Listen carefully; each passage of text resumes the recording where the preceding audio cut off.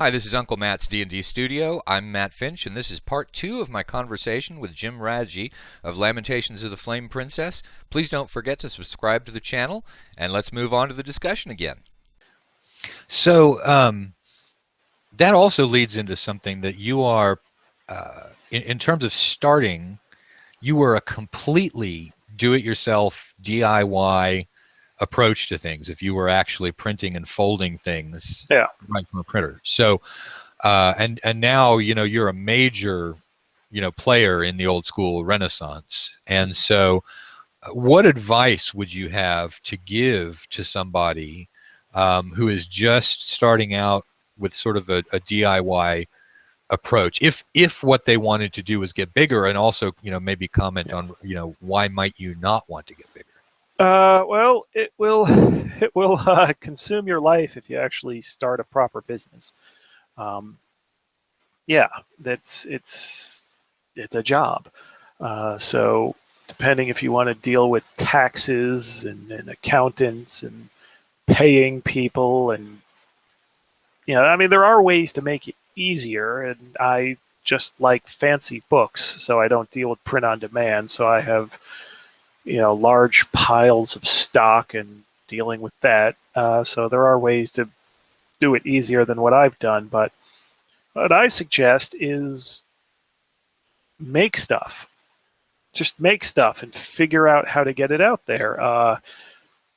Just doing it by hand is a great way to have appreciation for doing it fancier later on. But between the one bookshelf, drive through and RPG or RPG Now and Lulu and all sorts of print-on-demand services, you can make a book without having to break the bank and worry about having books printed. And that's what I would suggest for people that are just starting out. And then what you can do is, if those things are well received, or if the first ones aren't well received and you make some corrections, once you have some sort of following, then maybe you can take a risk or try a Kickstarter. And from personal experience, I have screwed up on timing on crowdfunding. If you do crowdfunding, have at least all of the writing done before you launch a campaign. Have as much possible, and don't have stretch goals that involve a lot of additional writing and production work. That's my tip from a hard-won experience there. Yeah, and I think everybody who's done more than one Kickstarter would probably second every single one of those suggestions. Yeah, Really good advice, Kickstarter wise. yeah, you can try that, and it's just a matter of promotion. Have something interesting that you're making. Don't be shy about selling, because if you're deciding you want to make money, even if it's just a part-time side thing, you can't be shy about selling your things to people. You have to actually be proud to make a sale and go, woohoo! Look at what I did, And that all doesn't that. even need to be based on money. I mean, anybody who's doing a project wants people to see it, even if it's Yeah, something that they're giving away for free. So, I mean, I think that tip applies across the board, and it's an important one. You yeah, really, really want to build up some sort of core following, even if it's 10, 15 people, and you do that usually by talking on the internet and getting a few people to say, yeah, this sounds like an interesting idea. And that having that core, I think, is really important to publicity and promotion for a free product or not a free product, because it yeah, gives you that core allows you to snowball. Those people tell two friends and they'll tell two friends, and then you've got the ability um, yeah. to build up some publicity instead of just suddenly standing up for the first time and saying, I have this thing, look at my Yeah. thing. Yeah, no, the free stuff, of course, I have to pay rent doing this. So my attitude towards free stuff is going to be a little different than someone that hasn't started yet. But free stuff, definitely. Well, yeah, it's definitely a way to get attention and get people to check your stuff out. Because I still do free RPG day most years. So Well, and there's a yeah, lot, free there's a stuff. lot of people who just, they aren't really in it for the money. You know, they may have like one mega dungeon or, you know, one adventure that's like the real masterpiece that they've done, you know, and they want to get it out there. Something like that. You know, there's a broader, you know, there's a broad order. You remember back when we all started, how there was, you know, lots and lots of free stuff, and then your joke about there being 137 of us and all that we were Yeah. doing was rotating products. Yeah, a lot more than 137 now, and that's yeah. You guys did all the hard groundwork on that. I just came along later and with the next wave. But so thank you guys.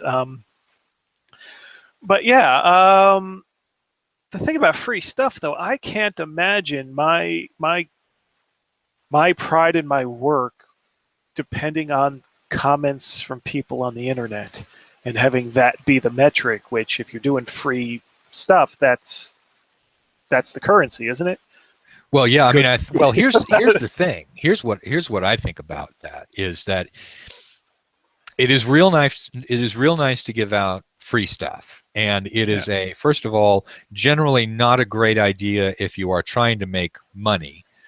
But even if what you are doing, you know, sort of a promotion thing, I mean, generally Yeah. free stuff is not a good promotion. And the reason for that, I think, is because if people are seeing something for free, they assume it's not worth anything. And so, you know, even if you're totally just a hobbyist, you know, here's my thing, you know, frankly, I'd put a value on that. And it's easy to do it now with the pay what you want Yeah. stuff. But put a value on it, because that will make people more willing to see it as being something good. If you want to spread it out to where Yeah. more people see it, frankly, charge for it. I think you'll have more people see it if you charge for it than otherwise, I think. Yeah, I think, well, definitely in general, yes. But I think doing something as a freebie that people will understand is promotion still might be a good entry point. You know, if they understand, oh yeah, this is a for-profit enterprise and this is the promotional thing, people are going to pick it up. It just has to stand out and be good. You can't be cheap or have second-rate material on your promotional items, because that's going to be the first contact a lot of people have. And I think that's yeah. Yeah, I You think need that's to a make it just as good as your for-profit stuff. yeah, I agree. And also, I'm not saying that it's a bad idea across the board. I mean, when we did Borderland Provinces, you know, which was it was a Kickstarter, and it had a book about the campaign setting, and it had a book of adventures, and it had several smaller soft covers that went with it. And on that one, I did write a free adventure, Rogues in Ramballo, but the thing was that tied in with things that were for sale at the same time, so you could see what this thing was going to be about, and then you could see how it was going to be tapped into the other stuff. So, you know, that I think is a successful selling strategy. So I think there are some, like you do free RPG Day. Yeah. Frog God doesn't do that, but you do free RPG Day. So I mean, there are strategies for good free stuff, but I think it's a bad overall idea to say that we're going to charge for a few products, but mostly be a free Yeah. producer. You know. Yeah. Well, I think there's a million ways to find an audience, and it's just a matter of what are you comfortable doing, and what can you stand behind, and what are you able to execute, and then hope it works. You need talent, you need work, you need luck, because yeah, I would think there's lots of people who do good work that just don't get any notice. And That's one of the reasons why I'm trying to do this.